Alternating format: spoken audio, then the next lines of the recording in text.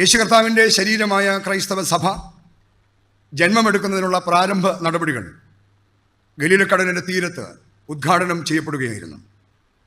അന്ന് യേശുവിനോടൊപ്പം കൂടിയതാണ് പത്രോസ്.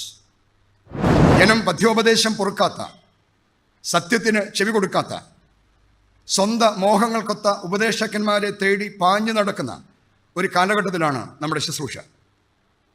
എന്നാൽ എൻ്റെ ലാസ്റ്റ് സ്റ്റേറ്റ്മെൻറ്റ് ഞാൻ അങ്ങനെ തന്നെ വായിക്കട്ടെ. One of your candidates shows great potential. He is a man of ability and resourcefulness. He has a keen business mind and has contact in high places. He is highly motivated, ambitious and innovative. Hence, we recommend Judas Iscariot. ഇതിന് വിശദീകരണങ്ങൾ ആവശ്യമില്ലാത്തതിനാൽ ഞാൻ മുന്നോട്ട് നീങ്ങുകയാണ്. എഫിഷ്യൻസിയും ഇൻറ്റഗ്രിറ്റിയും തമ്മിലുള്ള difference ഈ നാളുകളിൽ നാം അധികമായി തിരിച്ചറിയേണ്ട കാലമാണ്.